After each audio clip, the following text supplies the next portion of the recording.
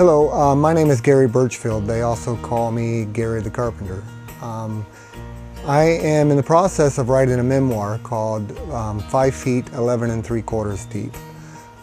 You'll be able to see it through our SubStack page called Rock Bottom Redemptions. Also, we'll be doing a YouTube video. Today I'm here to talk about and to tell you where I'm at. I'm in what's called the Redneck Gazebo. It's like a 1965 trailer that I turned into a gazebo for my backyard. But anyway, I'm here to talk about my addiction and my recovery, and to try to help people understand what addiction is all about, not only for the person themselves but also for the family. Everybody has different degrees of addictive behaviors. All addicts aren't addicted to everything. Everybody has their own drug of choice. My drug of choice in the end happened to be crack cocaine. I did a lot of drugs throughout my years, but once crack cocaine became into my life, that's what my drug of choice became. My memoir, starts out when I was like 8 or 9 years old. It has a lot of different aspects to it. There's drama, there's trauma, there's spiritual aspects of it, there's recovery involved in it, there's inspiration, there is going to be a lot of funny moments, a lot of crazy moments, major tragedy in my life.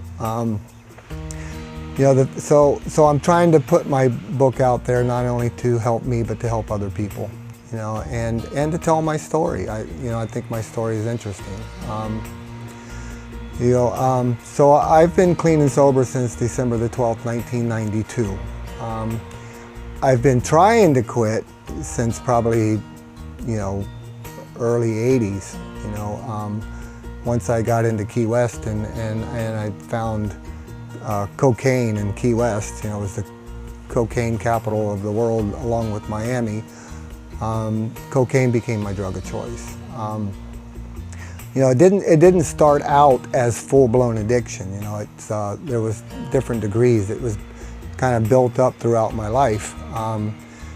With cocaine, it was basically I was in the Navy, and I ended up becoming, I guess, what they call as a weekend warrior. You go to work during the day, you function, you eat, you do all the right things, and then on the weekend, it was more of a social thing for me in the beginning. You start to party a little bit, and then and you end up partying for Friday night. Then Friday night turns into Saturday night, Saturday to Sunday, and then Monday you're back to work.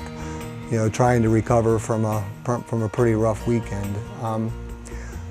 The disease of addiction is progressive. It progressively gets worse.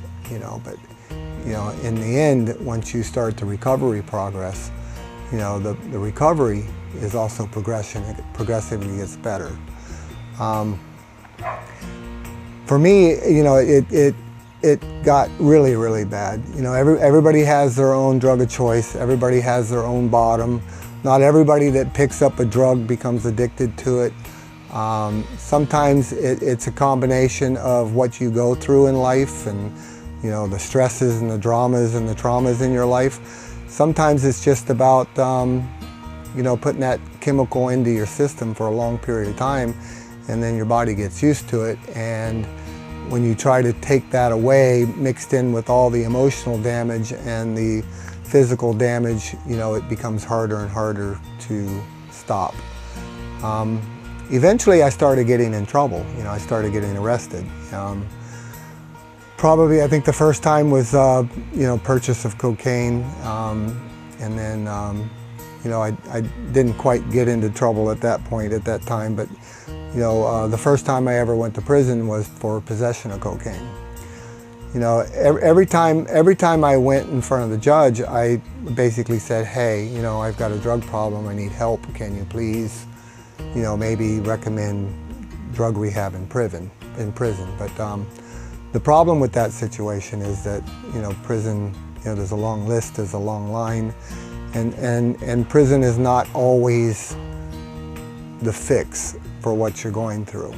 A lot of times in prison I would get out before I got drug rehab, and they'd give you $100 and a bus ticket and then put you back out in the same situation that caused you to go out and drink and do drugs, in the beginning.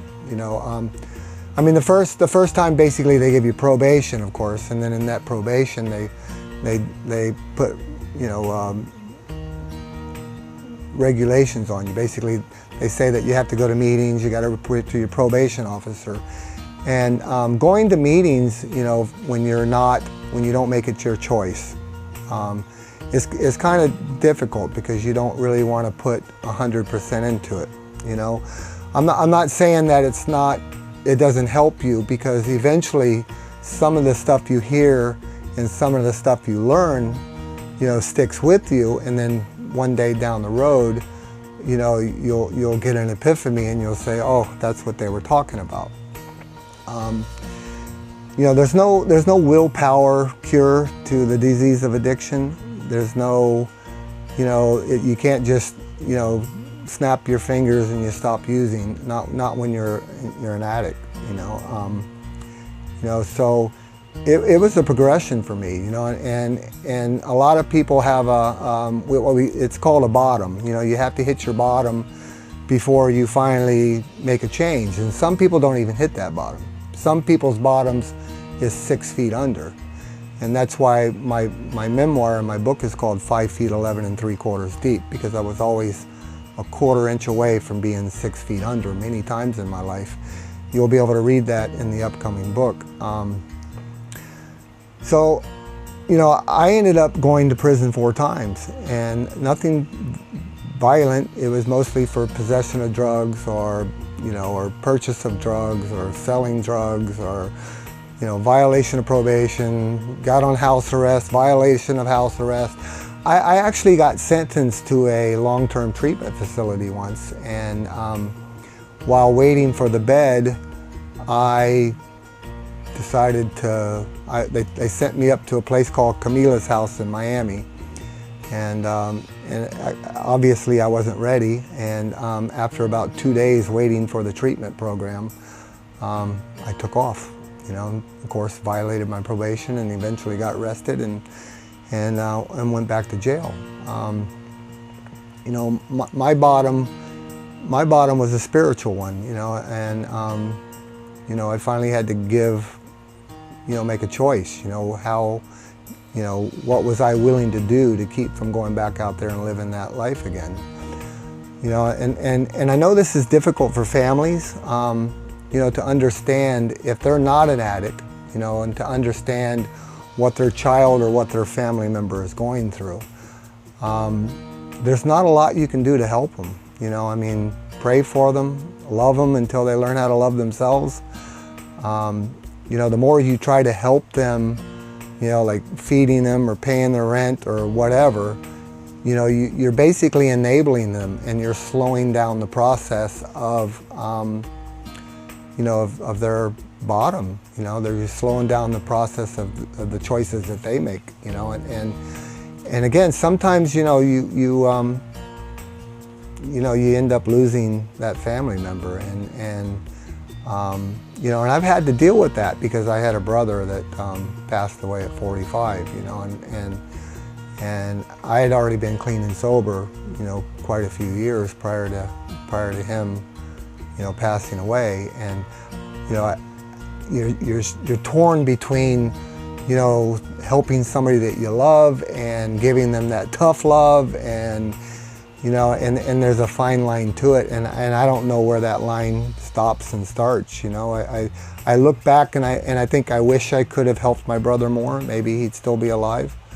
But at the same time, I had my own recovery that I had to work on and I had to fix. And, he ended up passing away at 45 years old from heart disease, liver disease, all from drinking and doing drugs. I've been clean 34 years, maybe 3 or 4 months.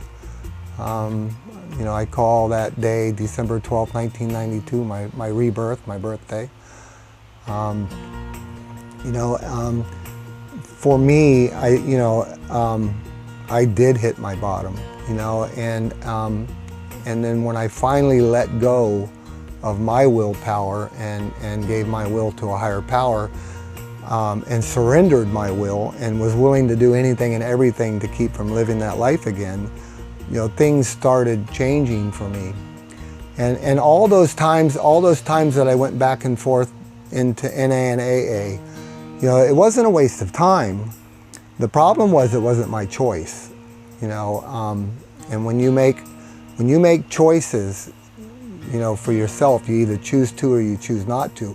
When you choose to make those choices, you know, and you practice those words, you know, instead of saying I have to do something or I can't do something, you change the mental thinking in your mind saying either I choose to or I choose not to.